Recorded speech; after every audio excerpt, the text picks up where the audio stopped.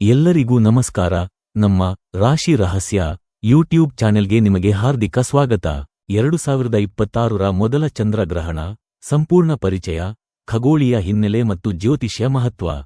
2026ನೇ ವರ್ಷದ ಮೊದಲ ಚಂದ್ರಗ್ರಹಣವು ಮಾರ್ಚ್ ತಿಂಗಳಲ್ಲಿ ಸಂಭವಿಸುತ್ತಿರುವ ಮಹತ್ವದ ಖಗೋಳೀಯ ಘಟನೆ ಆಗಿದೆ. ಈ ಗ್ರಹಣವು ಭಾರತದಲ್ಲಿಯೂ ಗೋಚರಿಸುವುದರಿಂದ ಇದು ಕೇವಲ ವೈಜ್ಞಾನಿಕ ದೃಷ್ಟಿಯಿಂದ ಮಾತ್ರವಲ್ಲದೆ ಧಾರ್ಮಿಕ ಮತ್ತು ಜ್ಯೋತಿಷ್ಯಶಾಸ್ತ್ರೀಯ ದೃಷ್ಟಿಯಿಂದಲೂ ವಿಶೇಷ ಮಹತ್ವ ಪಡೆದುಕೊಂಡಿದೆ. ವಿಶೇಷವಾಗಿ ಕರ್ನಾಟಕ ಸೇರಿದಂತೆ ದಕ್ಷಿಣ ಭಾರತದ ಭಾಗಗಳಲ್ಲಿ ಗ್ರಹಣದ ಅಂತ್ಯದ ಹಂತ ಗೋಚರಿಸುವುದರಿಂದ ಇದರ ಸೂತಕ ಕಾಲವು ಮಾನ್ಯವಾಗುತ್ತದೆ ಎಂದು ಸಂಪ್ರದಾಯದಲ್ಲಿ ನಂಬಲಾಗಿದೆ. ಚಂದ್ರಗ್ರಹಣವು ಯಾವಾಗ ಸಂಭವಿಸುತ್ತದೆ ಎಂಬುದನ್ನು ಮೊದಲು ವೈಜ್ಞಾನಿಕವಾಗಿ ತಿಳಿದುಕೊಳ್ಳೋಣ. ಭೂಮಿ ಸೂರ್ಯ ಮತ್ತು ಚಂದ್ರನ ನಡುವೆ ಸರಿಯಾಗಿ ಬಂದು ಚಂದ್ರನ ಮೇಲೆ ತನ್ನ ನೆರಳನ್ನು ಬೀರುವಾಗ ಚಂದ್ರಗ್ರಹಣ ಸಂಭವಿಸುತ್ತದೆ. ಭೂಮಿಯ ನೆರಳಿನ ಎರಡು ಭಾಗಗಳಿವೆ, ಉಂಬ್ರಾ ಮತ್ತು ಪೆನಂಬ್ರಾ. ಚಂದ್ರನು ಸಂಪೂರ್ಣವಾಗಿ ಉಂಬ್ರಾ ಭಾಗಕ್ಕೆ ಪ್ರವೇಶಿಸಿದಾಗ ಅದನ್ನು ಪೂರ್ಣ ಚಂದ್ರಗ್ರಹಣ ಎಂದು ಕರೆಯುತ್ತಾರೆ. ಈ ಸಂದರ್ಭದಲ್ಲಿ ಚಂದ್ರನು ಸಂಪೂರ್ಣವಾಗಿ ಅಂಧಕಾರವಾಗುವುದಿಲ್ಲ, ಬದಲಿಗೆ ಕೆಂಪು ಅಥವಾ ತಾಮ್ರ ಬಣ್ಣದಲ್ಲಿ ಹೊಳೆಯುತ್ತಾನೆ. ಇದನ್ನೇ ಸಾಮಾನ್ಯವಾಗಿ ಬ್ಲಡ್ ಮೂನ್ ಎಂದು ಕರೆಯಲಾಗುತ್ತದೆ. ಈ ಕೆಂಪು ಬಣ್ಣದ ಹಿಂದೆ ಒಂದು ವೈಜ್ಞಾನಿಕ ಕಾರಣವಿದೆ. ಸೂರ್ಯನ ಬೆಳಕು ಭೂಮಿಯ ವಾತಾವರಣದ ಮೂಲಕ ಹಾದು ಹೋಗುವಾಗ ನೀಲಿ ಬಣ್ಣದ ಅಲೆಗಳು ಹೆಚ್ಚು ಚದರಿಕೆಗೊಳಗಾಗುತ್ತವೆ ಮತ್ತು ಕೆಂಪು ಬಣ್ಣದ ಅಲೆಗಳು ಕಡಿಮೆ ಚದರಿಕೆಗೊಳ್ಳುತ್ತವೆ. ಈ ಕೆಂಪು ಬೆಳಕು ಭೂಮಿಯ ನೆರಳಿನ ಅಂಚಿನಿಂದ ತಿರುಗಿ ಚಂದ್ರನ ಮೇಲೆ ಬೀಳುತ್ತದೆ. ಅದರಿಂದ ಚಂದ್ರನು ಕೆಂಪು ಬಣ್ಣದಲ್ಲಿ ಕಾಣಿಸುತ್ತಾನೆ. ಇದು ಸಂಪೂರ್ಣವಾಗಿ ಪ್ರಕೃತಿಯ ನಿಯಮಗಳ ಪ್ರಕಾರ ನಡೆಯುವ ಖಗೋಳ ವಿದ್ಯಮಾನ. ಆದರೆ ಭಾರತೀಯ ಸಂಪ್ರದಾಯದಲ್ಲಿ ಚಂದ್ರಗ್ರಹಣವು ಕೇವಲ ಖಗೋಳ ಘಟನೆ ಮಾತ್ರವಲ್ಲ. ನಮ್ಮ ವೇದ ಮತ್ತು ಪುರಾಣಗಳಲ್ಲಿ ಗ್ರಹಣಕ್ಕೆ ವಿಶೇಷ ಸ್ಥಾನ ನೀಡಲಾಗಿದೆ. ರಾಹು ಮತ್ತು ಕೇತು ಎಂಬ ಛಾಯಾಗ್ರಹಗಳ ಕಥೆ ಬಹಳ ಪ್ರಸಿದ್ಧ. ಸಮುದ್ರ ಮಂಥನದ ಸಮಯದಲ್ಲಿ ಅಮೃತಪಾನ ಮಾಡಿದ ರಾಹುವನ್ನು ವಿಷ್ಣು ದೇವರು ಸುದರ್ಶನ ಚಕ್ರದಿಂದ 2 ಭಾಗಗಳಾಗಿ ಕತ್ತರಿಸಿದರು. ತಲೆಯ ಭಾಗ ರಾಹು ಮತ್ತು ದೇಹದ ಭಾಗ ಕೇತು ಎಂದು ಪ್ರಸಿದ್ಧವಾಯಿತು. ಇವರು ಸೂರ್ಯ ಮತ್ತು ಚಂದ್ರನನ್ನು ಅವಧಿಗೆ ಗ್ರಸಿಸುವುದು ಗ್ರಹಣ ಎಂದು ಪುರಾಣದಲ್ಲಿ ವರ್ಣಿಸಲಾಗಿದೆ. ಈ ಕಥೆ ಖಗೋಳೀಯ ಘಟನೆಯ ಪ್ರತೀಕಾತ್ಮಕ ವಿವರಣೆ ಎಂದು ಹೇಳಬಹುದು. 2026ರ ಈ ಮೊದಲ ಚಂದ್ರಗ್ರಹಣವು ಭಾರತದಲ್ಲಿ ಗೋಚರಿಸುವುದರಿಂದ ಇದು ವಿಶೇಷವಾಗುತ್ತದೆ. ಕೆಲವು ಗ್ರಹಣಗಳು ಭಾರತದಲ್ಲಿ ಗೋಚರಿಸದೇ ಇರುವ ಕಾರಣ ಸೂತಕ ಕಾಲ ಮಾನ್ಯವಾಗುವುದಿಲ್ಲ ಎಂದು ಸಂಪ್ರದಾಯದಲ್ಲಿ ಹೇಳಲಾಗುತ್ತದೆ. ಆದರೆ ಈ ಬಾರಿ ಚಂದ್ರೋದಯ ಸಮಯದಲ್ಲಿ ಗ್ರಹಣ ಗೋಚರಿಸುವುದರಿಂದ, ವಿಶೇಷವಾಗಿ ಪೂರ್ವ ಮತ್ತು ಉತ್ತರ ಪೂರ್ವ ಭಾರತದಲ್ಲಿ ಹೆಚ್ಚು ಸಮಯ ಕಾಣಿಸಿಕೊಳ್ಳುವುದರಿಂದ ಇದು ಧಾರ್ಮಿಕ ಆಚರಣೆಗಳ ದೃಷ್ಟಿಯಿಂದ ಮಹತ್ವ ಪಡೆದುಕೊಂಡಿದೆ. ಕರ್ನಾಟಕದಲ್ಲಿ ಚಂದ್ರೋದಯವಾಗುವ ವೇಳೆಗೆ ಗ್ರಹಣವು ಅಂತ್ಯದ ಹಂತದಲ್ಲಿರುತ್ತದೆ. ಆದರೂ ಕೇವಲ 20ರಿಂದ 25 ನಿಮಿಷಗಳ ಕಾಲವಾದರೂ ಗ್ರಹಣ ಗೋಚರಿಸುವುದರಿಂದ ಇದನ್ನು ಅನುಭವಿಸುವ ಅವಕಾಶ ದೊರೆಯುತ್ತದೆ. ಈ ಸಮಯದಲ್ಲಿ ಆಕಾಶದ ದಿಕ್ಕು ಪೂರ್ವಾಭಿಮುಖವಾಗಿ ನೋಡುವವರು ಕೆಂಪು ತಾಮ್ರವರ್ಣದ ಚಂದ್ರನ ದೃಶ್ಯವನ್ನು ಕಾಣಬಹುದು. ಇದು ಪ್ರಕೃತಿಯ ಅದ್ಭುತ ಸೌಂದರ್ಯಗಳಲ್ಲಿ ಒಂದಾಗಿದೆ. ಜ್ಯೋತಿಷ್ಯಶಾಸ್ತ್ರದ ಪ್ರಕಾರ ಚಂದ್ರನು ಮನಸ್ಸಿನ ಪ್ರತಿನಿಧಿ. ಮನೋಭಾವ, ಭಾವನೆ, ಕಲ್ಪನೆ, ತಾಯಿ, ಜಲತತ್ವ ಇವೆಲ್ಲವೂ ಚಂದ್ರನೊಂದಿಗೆ ಸಂಬಂಧಿಸಿದೆ. ಆದ್ದರಿಂದ ಚಂದ್ರಗ್ರಹಣವು ಮಾನಸಿಕ ಸ್ಥಿತಿಯ ಮೇಲೆ ಪ್ರಭಾವ ಬೀರುತ್ತದೆ ಎಂದು ನಂಬಲಾಗುತ್ತದೆ.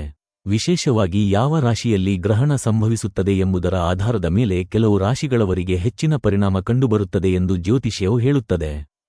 ಈ ಗ್ರಹಣವು ಸಿಂಹ ರಾಶಿ ಪ್ರದೇಶದಲ್ಲಿ ಸಂಭವಿಸುತ್ತಿರುವುದರಿಂದ ಸಿಂಹ ರಾಶಿಯವರಿಗೆ ಮತ್ತು ಚಂದ್ರನು ಸಿಂಹದಲ್ಲಿ ಇರುವವರಿಗೆ ವಿಶೇಷ ಜಾಗ್ರತೆ ಅಗತ್ಯವೆಂದು ಕೆಲವರು ನಂಬುತ್ತಾರೆ. ಆದರೆ ಇದು ಎಲ್ಲರಿಗೂ ಒಂದೇ ರೀತಿಯಲ್ಲಿ ಪರಿಣಾಮ ಬೀರುತ್ತದೆ ಎಂಬುದಿಲ್ಲ. ವ್ಯಕ್ತಿಯ ವೈಯಕ್ತಿಕ ಜಾತಕ, ದಶೆ, ಭುಕ್ತಿ, ಗ್ರಹಸ್ಥಿತಿ ಇತ್ಯಾದಿಗಳ ಮೇಲೆ ಪರಿಣಾಮ ಬದಲಾಗುತ್ತದೆ. ಧಾರ್ಮಿಕವಾಗಿ ನೋಡಿದರೆ ಗ್ರಹಣ ಕಾಲವು ಆತ್ಮಪರಿಶೀಲನೆಗೆ, ಮಂತ್ರಜಪಕ್ಕೆ, ಧ್ಯಾನಕ್ಕೆ ಸೂಕ್ತ ಸಮಯವೆಂದು ಹೇಳಲಾಗುತ್ತದೆ. ಈ ಸಮಯದಲ್ಲಿ ಮನಸ್ಸು ಅಸ್ಥಿರವಾಗಬಹುದು ಎಂಬ ನಂಬಿಕೆಯ ಹಿನ್ನೆಲೆ ದೇವರ ಸ್ಮರಣೆ ಮಾಡುವುದರಿಂದ ಮನಶಾಂತಿ ದೊರೆಯುತ್ತದೆ ಎಂದು ಹಿರಿಯರು ಹೇಳುತ್ತಾರೆ.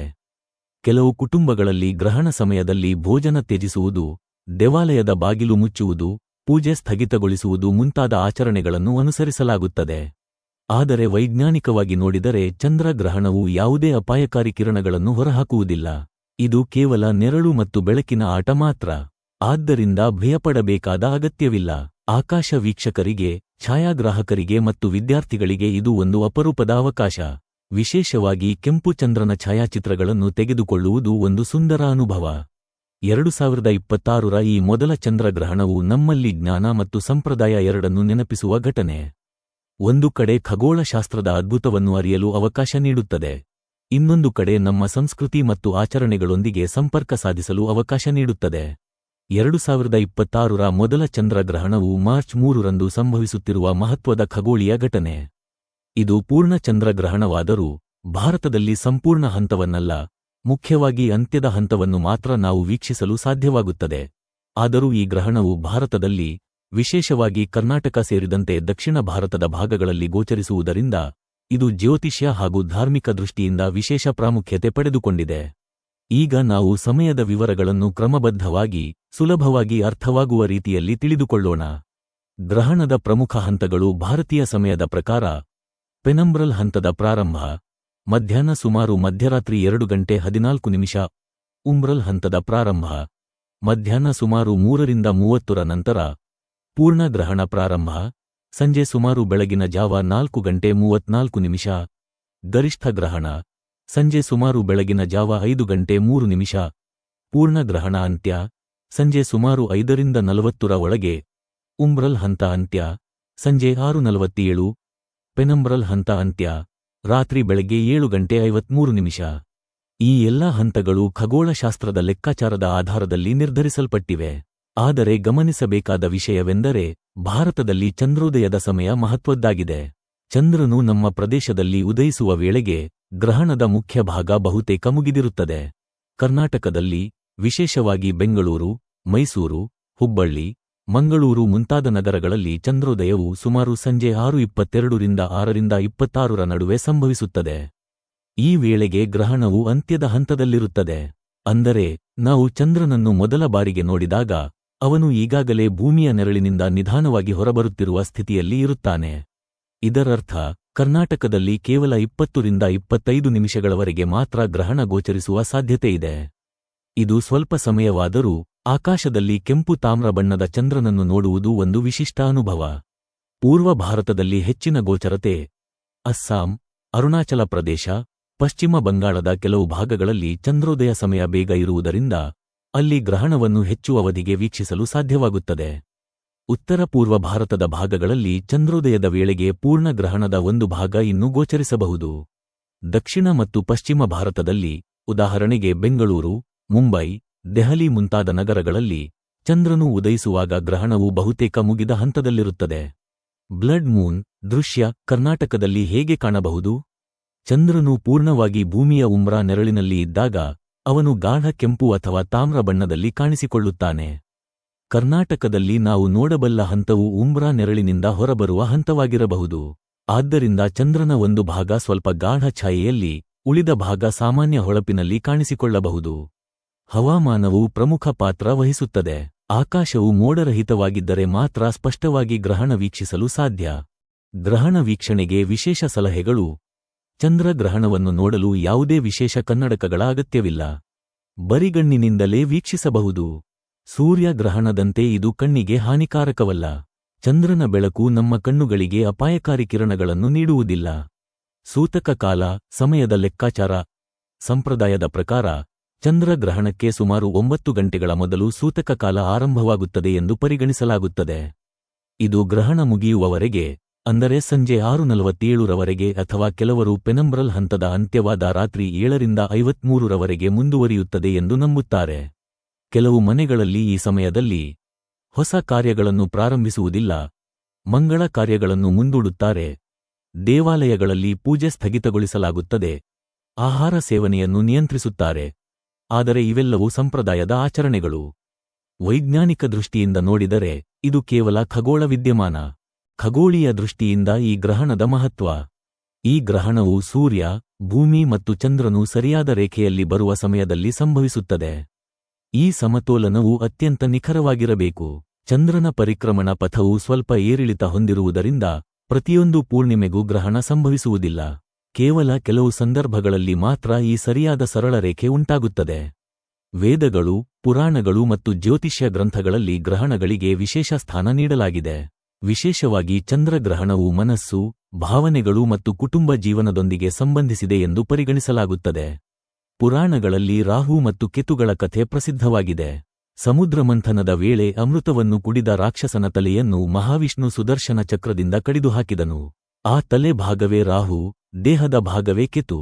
ಇವರು ಸೂರ್ಯ ಮತ್ತು ಚಂದ್ರನನ್ನು ಹಿಡಿದು ಗ್ರಹಣ ಉಂಟುಮಾಡುತ್ತಾರೆ ಎಂಬ ಪ್ರತೀಕಾತ್ಮಕ ವಿವರಣೆ ನೀಡಲಾಗಿದೆ. ಇದು ವೈಜ್ಞಾನಿಕವಾಗಿ ನೆರಳಿನ ಘಟನೆಯಾದರೂ ಪುರಾಣದಲ್ಲಿ ಅದನ್ನು ಶಕ್ತಿಗಳ ಸಂಘರ್ಷವಾಗಿ ವಿವರಿಸಲಾಗಿದೆ. ಜ್ಯೋತಿಷ್ಯಶಾಸ್ತ್ರದ ಪ್ರಕಾರ ಚಂದ್ರನು ಮನಸ್ಸಿನ ಅಧಿಪತಿ. ಮನೋಭಾವ, ತಾಯಿ, ದೈಹಿಕ ದ್ರವ, ಭಾವನಾತ್ಮಕ ಸ್ಥಿತಿ ಇವೆಲ್ಲವೂ ಚಂದ್ರನೊಂದಿಗೆ ಸಂಬಂಧಿಸಿದೆ. ಆದ್ದರಿಂದ ಚಂದ್ರಗ್ರಹಣದ ಸಮಯದಲ್ಲಿ ಮಾನಸಿಕ ಅಸ್ಥಿರತೆ ಹೆಚ್ಚಾಗಬಹುದು ಎಂದು ಕೆಲವರು ನಂಬುತ್ತಾರೆ. ಆದರೆ ಇದು ಎಲ್ಲರಿಗೂ ಅನಿವಾರ್ಯವಾಗಿ ಆಗುತ್ತದೆ ಎಂಬುದಿಲ್ಲ. ವ್ಯಕ್ತಿಯ ಜಾತಕ, ದಶೆ, ಗ್ರಹಸ್ಥಿತಿ ಇತ್ಯಾದಿಗಳ ಮೇಲೆ ಪರಿಣಾಮ ಬದಲಾಗುತ್ತದೆ.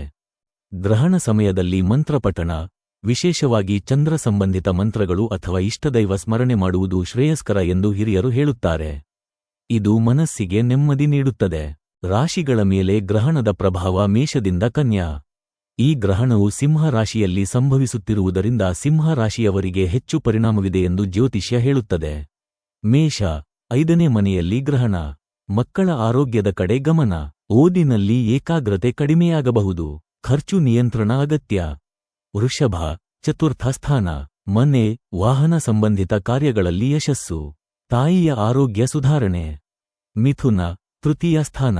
ಆತ್ಮವಿಶ್ವಾಸ ಹೆಚ್ಚಳ. ಸಹೋದರರಿಂದ ಬೆಂಬಲ. ಸಣ್ಣ ಪ್ರಯಾಣ ಲಾಭಕರ. ಕಟಕ 2ಯ ಸ್ಥಾನ. ಮಾತಿನಲ್ಲಿ ಜಾಗ್ರತೆ. ಹಣಕಾಸಿನಲ್ಲಿ ಎಚ್ಚರಿಕೆ. ಸಿಂಹ ರಾಶಿಯಲ್ಲೇ ಗ್ರಹಣ. ಮಾನಸಿಕ ಒತ್ತಡ. ನಿರ್ಧಾರಗಳಲ್ಲಿ ಗೊಂದಲ. ಆರೋಗ್ಯದ ಕಡೆ ಗಮನ. ಕನ್ಯಾ 12ಶ ಸ್ಥಾನ. ಅನಗತ್ಯ ಖರ್ಚು. ನಿದ್ರಾಹೀನತೆ ಸಾಧ್ಯತೆ. ತುಲಾ ಲಾಭಸ್ಥಾನ. ಆರ್ಥಿಕ ಲಾಭ. ಬಾಕಿ ಹಣ ವಾಪಸ್. ವೃಶ್ಚಿಕ 10ಮ ಸ್ಥಾನ. ಉದ್ಯೋಗದಲ್ಲಿ ಪ್ರಗತಿ. ಧನು ಭಾಗ್ಯಸ್ಥಾನ. ಶ್ರಮಕ್ಕೆ ತಕ್ಕ ಫಲ. ತಂದೆಯೊಂದಿಗೆ ಸೌಹಾರ್ದತೆ ಕಾಪಾಡಿ. ಮಕರ 8ಮ ಸ್ಥಾನ. ವಾಹನ ಚಾಲನೆ ವೇಳೆ ಜಾಗ್ರತೆ. ಆರೋಗ್ಯದ ಕಡೆ ಗಮನ. ಕುಂಭ 7ನೇ ಮನೆ. ದಾಂಪತ್ಯ ಜೀವನದಲ್ಲಿ ಸಣ್ಣ ಭಿನ್ನಾಭಿಪ್ರಾಯ. ಮೀನ 6ನೇ ಮನೆ. ಶತ್ರು ನಿವಾರಣೆ. ಕೋರ್ಟ್ ವಿಚಾರಗಳಲ್ಲಿ ಜಯ. ಗ್ರಹಣದ ಫಲವು ಪ್ರತಿಯೊಬ್ಬರಿಗೂ ಒಂದೇ ರೀತಿಯಾಗುವುದಿಲ್ಲ. ವೈಯಕ್ತಿಕ ಜಾತಕದ ಆಧಾರದ ಮೇಲೆ ಬದಲಾಗುತ್ತದೆ. ಗರ್ಭಿಣಿಯರು ಪಾಲಿಸಬೇಕಾದ ನಿಯಮಗಳು. ಸಂಪ್ರದಾಯ ಮತ್ತು ವಿಜ್ಞಾನ. ಭಾರತೀಯ ಸಂಪ್ರದಾಯದಲ್ಲಿ ಗರ್ಭಿಣಿಯರಿಗೆ ವಿಶೇಷ ಸೂಚನೆಗಳನ್ನು ನೀಡಲಾಗುತ್ತದೆ.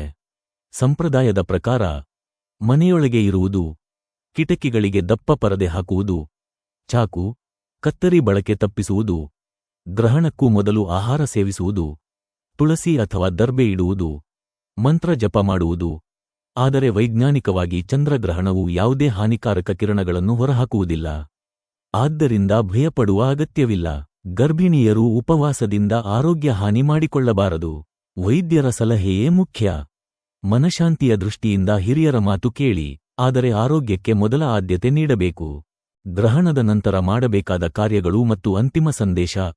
ಗ್ರಹಣ ಮುಗಿದ ನಂತರ ಉಗುರು ಬೆಚ್ಚಗಿನ ನೀರಿನಲ್ಲಿ ಸ್ನಾನ, ಶುದ್ಧ ಬಟ್ಟೆ ಧರಿಸುವುದು, ದೇವರಿಗೆ ದೀಪ ಹಚ್ಚಿ ಪ್ರಾರ್ಥನೆ, ಅಕ್ಕಿ, ಹಾಲು, ಬಿಳಿ ವಸ್ತುಗಳ ದಾನ ಇವು ಸಂಪ್ರದಾಯದ ಆಚರಣೆಗಳು. ದಾನದ ಮೂಲ ಉದ್ದೇಶ ಸಹಾಯ ಮಾಡುವ ಮನೋಭಾವ. ವೈಜ್ಞಾನಿಕವಾಗಿ ಚಂದ್ರಗ್ರಹಣವು ಪ್ರಕೃತಿಯ ಸಾಮಾನ್ಯ ಘಟನೆ. ಆದರೆ ಸಂಸ್ಕೃತಿಯಲ್ಲಿ ಅದು ಆತ್ಮಪರಿಶೀಲನೆಗೆ ಒಂದು ಅವಕಾಶ. ಭಯವಲ್ಲ, ಜ್ಞಾನ ಮುಖ್ಯ. ಗರ್ಭಿಣಿಯರು ಗಾಬರಿ ಪಡುವ ಅಗತ್ಯವಿಲ್ಲ. ಶಾಂತವಾಗಿರಿ, ಸಕಾರಾತ್ಮಕವಾಗಿ ಯೋಚಿಸಿ, ವೈದ್ಯರ ಸಲಹೆ ಅನುಸರಿಸಿ, ಹಿರಿಯರ ಮಾತು ಮನಸ್ಸಿಗೆ ನೆಮ್ಮದಿ ನೀಡುವುದಾದರೆ ಪಾಲಿಸಿ. ಚಂದ್ರಗ್ರಹಣವು ನಮ್ಮಿಗೆ 2 ಸಂದೇಶಗಳನ್ನು ನೀಡುತ್ತದೆ. 1. ಪ್ರಕೃತಿಯ ಅದ್ಭುತವನ್ನು ಅರಿತುಕೊಳ್ಳಿ. 2. ಸಂಪ್ರದಾಯವನ್ನು ಗೌರವಿಸಿ, ಆದರೆ ಜ್ಞಾನದಿಂದ ನಡೆದುಕೊಳ್ಳಿ. ಈ ವಿಡಿಯೋ ನಿಮಗೆ ಉಪಯುಕ್ತವಾಯಿತು ಎಂದು ಭಾವಿಸುತ್ತೇವೆ. ಇಷ್ಟವಾದರೆ ಲೈಕ್ ಮಾಡಿ, ಶೇರ್ ಮಾಡಿ, ನಮ್ಮ ರಾಶಿ ರಹಸ್ಯ ಚಾನೆಲ್ಗೆ ಸಬ್ಸ್ಕ್ರೈಬ್ ಮಾಡಿ.